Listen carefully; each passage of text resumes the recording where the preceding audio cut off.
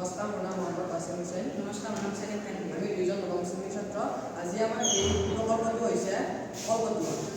এই কলপটুৱা আমি আজি প্ৰকল্পটো দেখুওৱা বা বাছনি কৰাৰ কাৰণটো হ'ল আমাৰ প্ৰথমে নিবনুৱা সমস্যা দূৰ কৰা আৰু পৰিৱেশ সুৰক্ষিত কৰা। আজি এই প্ৰকল্পটোৰ মূল প্ৰধান গুৰি হৈছে কলগছ।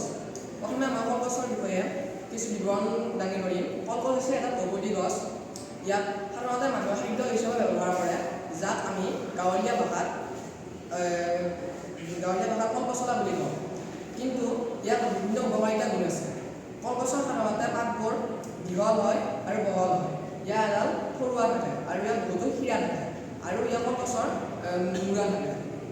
কলগছৰ কলফুলে ওলাই কলফুলৰ শৰীৰৰ বাবে বহুতো উপকাৰী।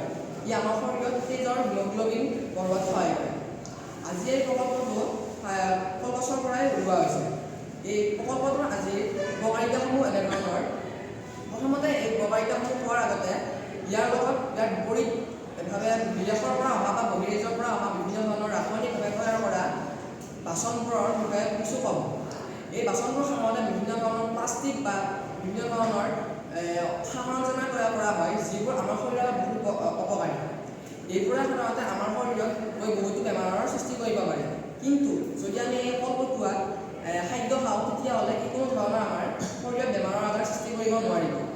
লগতে এইবোৰ যেতিয়া আমি ৰাসায়নিকভাৱে তৈয়াৰ কৰা বাচনবোৰ বাহিৰৰ দেশৰ পৰা আনিম, তেতিয়া বা বহিৰাজ্যৰ পৰা আনিম, তেতিয়া ইয়াত বহুতো অৰ্থ ব্যয় হ'ব।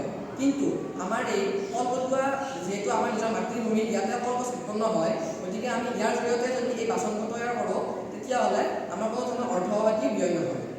ইয়াৰ সাধাৰণতে বহুতো উপকাৰী গুণ আছে, যাৰ বিষয়ে আমি ভাবিব নোৱাৰোঁ। কিন্তু ইয়াৰ পৰিৱেশৰ প্ৰভাৱ পেলোৱা ইয়াৰ ভাল গুণো আছে। সেই বিষয়ে আমি আলোচনা কৰিম। কিন্তু ৰাসায়নিকভাৱে তৈয়াৰ কৰা বস্তুবোৰে পৰিৱেশৰ ওপৰত বহুত বেয়া প্ৰভাৱ পেলায়। কিন্তু এই কলপটুৱাই পৰিৱেশৰ ওপৰত কোনো ধৰণৰ বেয়া প্ৰভাৱ নেপেলায়। যেতিয়া আমি ৰাসায়নিকভাৱে তৈয়াৰ কৰা বাচনবোৰ আমি মাটিত পেলাই দিম, তেতিয়া সেই মাটি প্ৰদূষণ কৰিব। যদি জ্বলাই দিওঁ, তেতিয়া আকৌ ই বায়ু প্ৰদূষণ কৰিব। কিন্তু যেতিয়া কলপটুৱাবোৰ আমি মাটিত পেলাই দিম, তেতিয়া ই পচি যাব, পচি গৈ আকৌ জৈৱিক সাৰলৈ ৰূপান্তৰিত হ'ব, যিয়ে আকৌ উদ্ভিদৰ বংশবৃদ্ধি হোৱাত ডাঙৰ দীঘল হোৱাত সহায় কৰিব। গতিকে কলপটুৱা আমি ব্যৱহাৰ কৰিব পাৰোঁ।